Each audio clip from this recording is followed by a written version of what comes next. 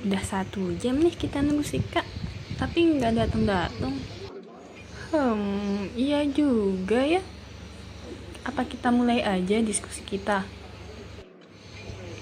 Boleh? Tadi kan di sekolah jelasin tentang karakteristik belajar. Kamu bisa jelasin lagi nggak ke aku, karakteristik belajar itu apa sih? Karakteristik belajar itu dimaknai sebagai perubahan tingkah laku.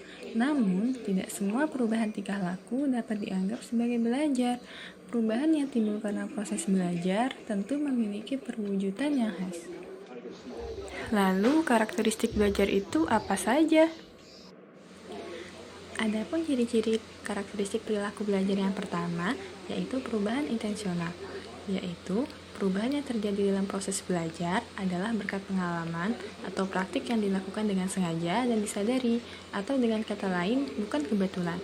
Karakteristik ini mengandung pengertian bahwa siswa dan siswi menyadari akan adanya perubahan yang dialami, atau sekurang-kurangnya ia merasakan adanya perubahan dalam dirinya, seperti penambahan pengetahuan, kebiasaan, sikap dan pandangan sesuatu, keterampilan, dan sebagainya. Yang kedua yaitu perubahan positif aktif. Positif artinya baik, bermanfaat, serta sesuai dengan harapan. Hal ini juga bermakna bahwa perubahan tersebut senantiasa merupakan penambahan, yakni diperolehnya sesuatu yang baru yang lebih baik daripada apa yang telah ada sebelumnya. Yang ketiga, yaitu perubahan efektif fungsional. Perubahan yang timbul karena proses belajar bersifat efektif, yakni berhasil guna. Artinya, perubahan tersebut membawa makna dan manfaat tertentu bagi siswa dan siswi.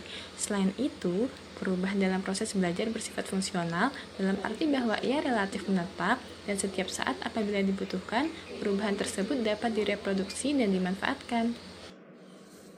Wah, bagus sekali penjelasannya. Bisa berikan contoh perubahan positif aktif? Contohnya, proses kematangan pada bayi yang bisa merangkak setelah ia bisa duduk, karena usaha ia sendiri. Oh, jadi seperti itu. Sepertinya diskusi kita sampai sini aja ya. Wah, kalian udah selesai ya teman-teman. Maafin aku ya. Gak apa-apa Ika, besok diskusinya di rumah aku ya.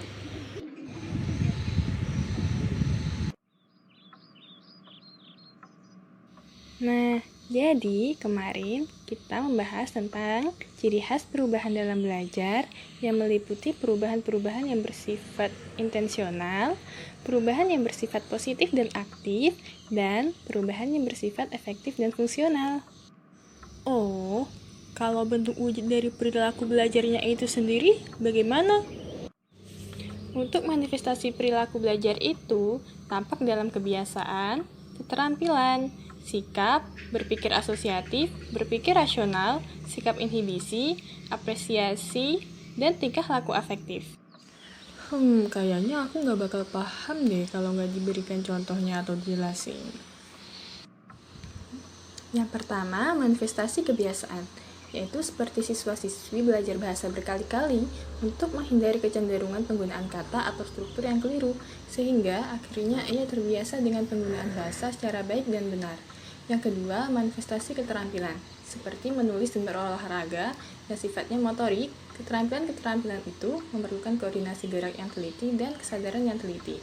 Yang ketiga, manifestasi pengamatan, yakni proses menerima, menafsirkan, dan memberi rangsangan yang masuk melalui indera-indera secara menyeluruh sehingga siswa mampu mencapai pengertian secara benar. Yang keempat, manifestasi berpikir asosiatif, yakni berpikir dengan mengasosiasikan sesuatu dengan lainnya yang menggunakan daya ingat. Yang kelima, manifestasi berpikir rasional dan kritis, yakni mengungkapkan penggunaan prinsip-prinsip dan dasar-dasar pengertian-pengertian dalam menjawab pertanyaan kritis seperti bagaimana dan mengapa. Keenam, manifestasi sikap, yakni kecenderungan yang relatif menetap untuk bereaksi dengan cara baik atau buruk terhadap orang sesuai dengan pengetahuan dan keyakinan. Yang ketujuh, manifestasi inhibisi, Dalam hal belajar, yang dimaksud inhibisi ialah kesanggupan siswa maupun siswi untuk mengurangi atau menghentikan tindakan yang tidak perlu, lalu memilih atau melakukan tindakan lainnya yang lebih baik ketika ia berinteraksi dengan lingkungannya. Yang kedelapan, manifestasi apresiasi, yaitu menghargai kekuatan dari karya yang bermutu. Adapun yang kesembilan, manifestasi tingkah laku afektif, yakni tingkah laku yang bersangkutan dengan perasaan takut, marah, sedih, gembira, was-was, dan sebagainya, sesuai dengan pengetahuan dan keyakinan.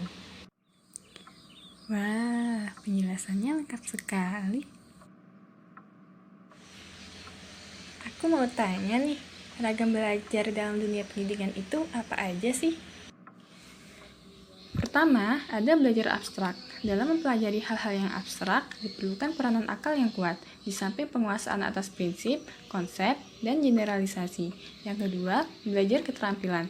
Dalam belajar jenis ini, latihan-latihan intensif dan teratur amat diperlukan, termasuk belajar dalam jenis ini misalnya belajar olahraga, musik, menari, melukis, dan sebagainya.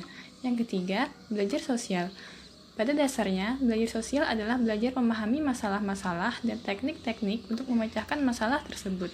Bidang-bidang studi yang termasuk bahan pelajaran sosial antara lain pelajaran agama dan pendidikan moral Pancasila. Yang keempat, belajar pemecahan masalah.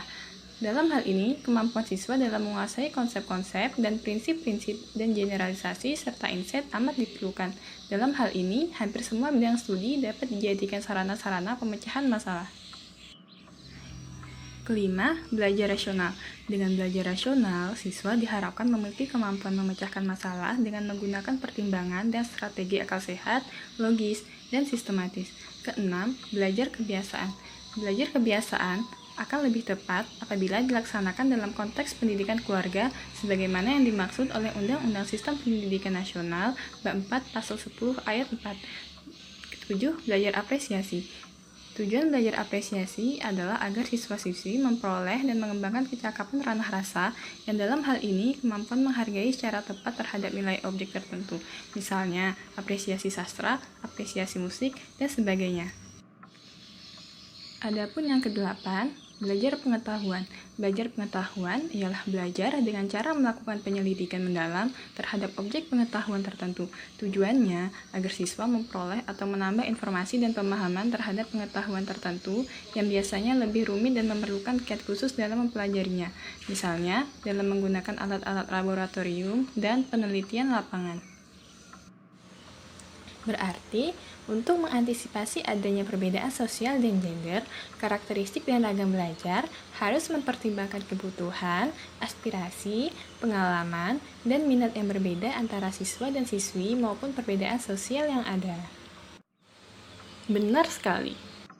Sepertinya diskusi kita cukup sampai di sini aja ya. Semoga di lain waktu kita bisa diskusi seperti ini lagi.